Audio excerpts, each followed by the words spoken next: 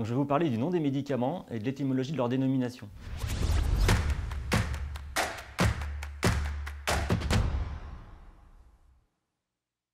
En gros, essayer de comprendre pourquoi le Gardénal s'appelle Gardénal et pourquoi, quand on parle de Prazol, de Pril ou de Zartan, en général, on fait toujours référence à un IPP, à un IEC ou un ARA2.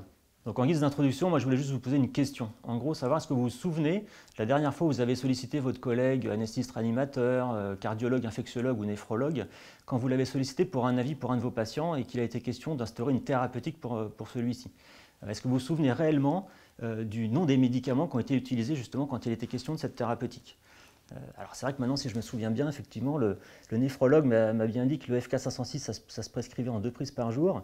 D'ailleurs, l'urologue m'a bien confirmé en fait que c'était le Prograf, mais quand j'ai voulu prescrire le Prograf, c'est vrai, maintenant je me souviens bien, le pharmacien il m'a dit ah mais non, c'est pas Prograf, c'est Advagraf en 1 prise par jour parce que c'est ça qu'on a au livret de l'établissement. Et puis oui, il ne faut pas que j'oublie non plus, c'est vrai que le pharmacologue m'a bien dit que en fait, l'adopor, ça se dosait en résiduel, de façon très étroite, un petit peu comme on fait pour la dépakinémie. Donc vous avez bien compris finalement qu'on parlait ici de tacrolimus, mais c'était juste une façon de vous illustrer un petit peu qu'effectivement le nom des médicaments c'est très complexe et qu'en fonction du jargon et de notre spécialité médicale, c'est vrai que parfois ça peut aboutir à différents dialogues de sourds et ça peut être aussi des éléments de langage porteurs de risques. Raison pour laquelle je vais essayer de vous illustrer un petit peu comment on désigne ces différents noms de médicaments, du plus scientifique au plus fantaisie, pour finalement comprendre pourquoi il nous faut à tous un langage universel, aussi bien les professionnels de santé qu'avec les patients. Alors c'est vrai qu'un médicament va pouvoir avoir différents noms tout au long de sa vie, de son stade de développement, avant, pendant et après la commercialisation. En général, dès le développement, en tout cas pour une substance active, quand on la découvre, on va lui attribuer en fait un petit nom chimique. Un nom chimique, exemple l'acide étoxycarbonyl butyl alanyle octohydro-1-indole 2-carboxylique, auquel derrière on va lui proposer, on va lui définir une formule brute, le C16H32N2O. Mais vous aurez bien compris que ce nom à coucher dehors, c'est inutilisable en pratique, y compris déjà au stade du développement, raison pour laquelle en fait, on va définir ce qu'on appelle un nom de code. Donc tout ça, ça va devenir par exemple le S9490 pour pouvoir l'utiliser dans le cadre des essais cliniques.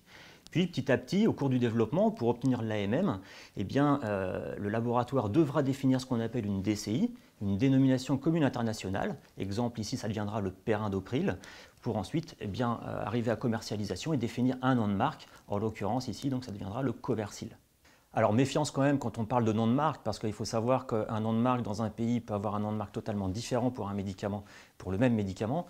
On l'a d'ailleurs souvent vu avec ces dernières années quand on a souffert des pénuries et des ruptures, et encore plus pendant la période Covid. On a dû faire énormément d'imports de médicaments de l'étranger. On s'est rendu compte justement effectivement de ces différences d'appellation. Exemple, plus courant, l'Enoxaparine, le Lovenox, il faut savoir qu'il s'appelle Clexane en Italie ou en Espagne, etc.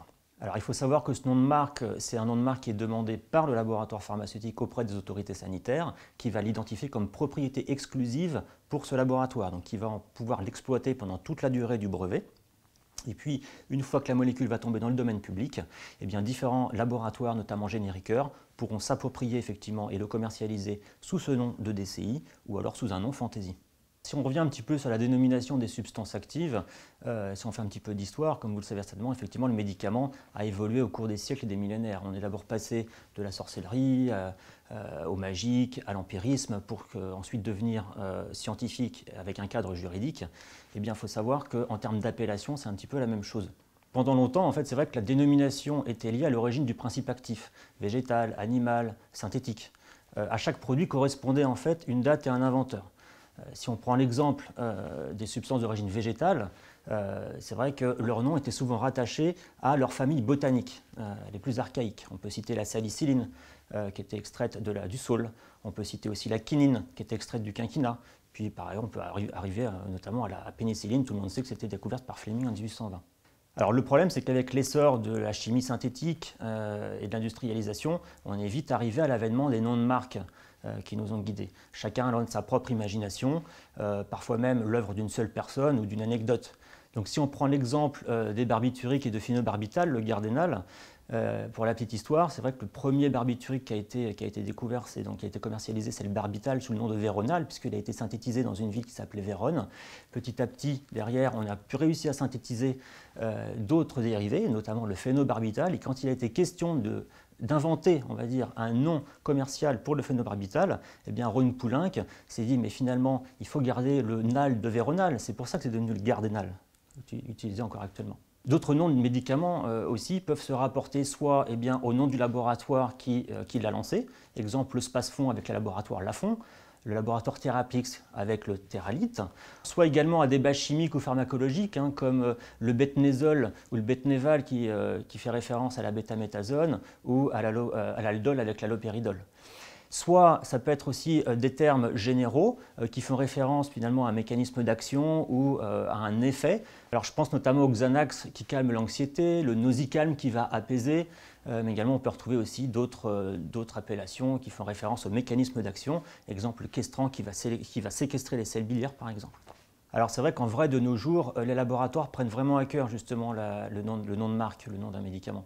À l'heure d'aujourd'hui, c'est vrai qu'un nom de médicament ne s'invente plus comme ça se faisait auparavant.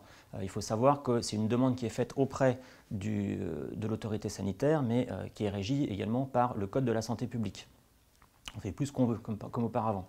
Donc en gros, ce qu'il faut retenir, c'est que le nom fantaisie qui est déterminé ne doit pas prêter à confusion avec une autre DCI et que ce nom également ne doit pas prêter confusion avec une autre spécialité pharmaceutique ou un nom de maladie. Alors c'est vrai que même si en général on a toujours l'habitude d'utiliser les noms commerciaux, c'est toujours plus facile parce que ça fait référence à un effet pharmacologique ou à un mécanisme d'action, ça reste toujours piégeux derrière puisqu'on ne sait pas ce qui va se cacher derrière ce nom commercial, quelle substance active on va pouvoir retrouver.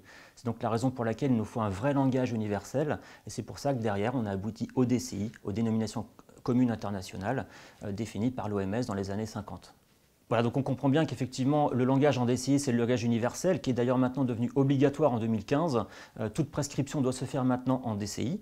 Alors il faut savoir qu'en termes de création, là encore, un laboratoire ne peut pas faire ce qu'il veut pour créer sa DCI. Il doit se référer à un certain nombre de recommandations, notamment les recommandations de l'OMS qui définissent 9 grandes règles à suivre. Donc clairement, pour pouvoir créer une DCI, il faudra effectivement que cette DCI puisse appartenir et faire référence à une parenté d'une classe pharmacologique. Et pour ça, effectivement, l'OMS incite la création et le suivi en fait, de segments clés. C'est la raison pour laquelle en fait, on pourra trouver Prazol pour les IPP, Pril pour les IEC, Zartan pour les ARA2, Caïn pour les anesthésiques locaux, j'en passe et des meilleurs. Donc en résumé, vous aurez bien compris qu'effectivement, il faut être très vigilant quand on parle de nom de médicament parce qu'un nom peut en cacher un autre et qu'il faut systématiquement finalement avoir ce réflexe DCI pour savoir ce à quoi on a affaire quand on est face à un médicament et une prescription pour un patient.